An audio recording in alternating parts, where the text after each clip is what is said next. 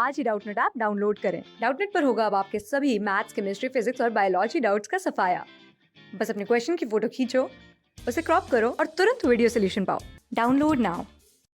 यहाँ पर हमसे पूछा गया है कि वैस्कुलर कैम्बियम की जो सीजनल एक्टिविटी है वो इनमें से किस फैक्टर से इन्फ्लुएंस नहीं होती है। तो वैस्कुलर कैम्बियम की यहाँ पर बात करें, असल में ये एक तरह का सेकेंडरी मेरिस्टेमेटिक टिश्यू होता है। हम कह सकते हैं सेकेंडरी मेरिस्टेम है, क्योंकि कैम्बियम वर्ड सेकेंडरी मेरिस्टेम्स के लिए हम यूज़ करते हैं, जो कि प्लांट की सेकेंडरी ग्रोथ या हम कहें उसकी गर्थ को इंक्रीज करने के लिए रिस्पॉन्सिबल होते हैं। जैसा इसका नेम ही सजेस्ट कर रहा है, वैस्कुलर कैम्बियम इस तरह का सेकेंडरी मेरिस्टेम है या फिर कैम्बियम है जो कि वैस्कुलर बंडल्स के साथ एसोसिएटेड रहता है।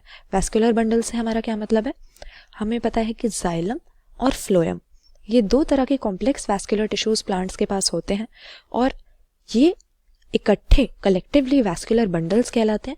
इनके बीच में वैस्कुलर कैम्बियम की डेवलपमेंट होती है। इनर साइड पे जाइलम होता है और आउटर साइड पे होता है फ्लोएम। तो बीच में जब वैस्कुलर कैम्बियम डेवलप हो जाता है और रैपिड सेल डिवीजन वहाँ पर होगी ही, क्योंकि अगर मेरिस्टेमेटिक टिश्यू है तो सेल डिवीजन की साइड तो वो है। तो अपनी इस रैपिड सेल डिवीजन से वो क्या करता है कि अंदर की तरफ जो सेल्स कट ऑफ करता है उससे सेकेंडरी जाइलम बन जाता है, जबकि बाहर की तरफ वो सेकेंडरी फ्लोएम की फॉर्मेशन करता है। लेकिन देखा जाता है कि ऐसा नहीं है कि कुछ भी कंडीशंस हो ये रैपिड सेल डिवीजन चलती ही रहेगी। हम देखेंगे कि वैस्कुलर कैम्बियम की या किसी भी मेरिस्टेमेटिक टिश्यू की जो एक्टिविटी होती है वो कई सारे फैक्टर्स पे डिपेंड करती है, जिसमें एक तो प्लांट के इंटरनल फैक्टर्स आ जाते हैं, हम कह सकते हैं कि फिजियोलॉजिकल फैक्टर्स, और दूसरे एनवायरमेंटल फैक्टर्स भी आ जाते हैं। प्लांट के फिजियोलॉजिकल फैक्टर्स की अगर बात करें तो हॉर्मोन्स को इसमें इंक्लूड कर सकते हैं।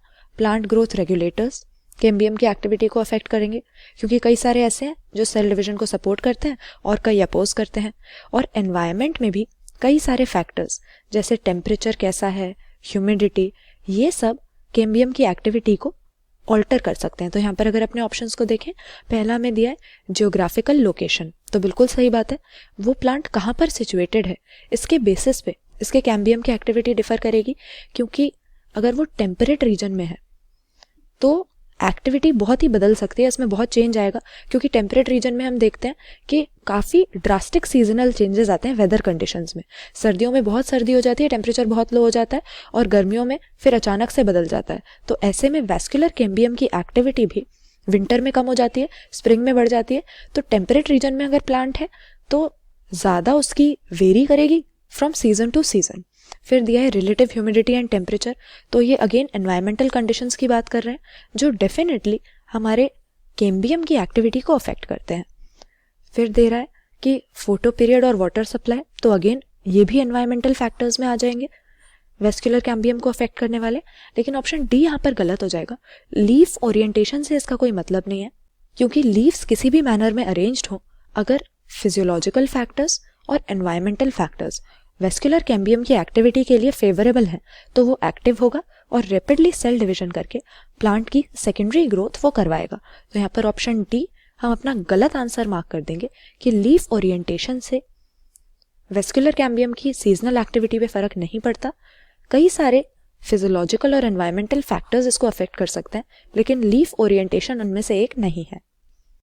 क्लास 6 से 12 से लेके नीट, IIT, जेई मेंस और एडवांस के लेवल तक 10 मिलियन से ज्यादा स्टूडेंट्स का भरोसा। आज ही डाउनलोड करें डाउटनेट ऐप या व्हाट्सएप कीजिए अपने डाउट्स 8400 400 400 पर।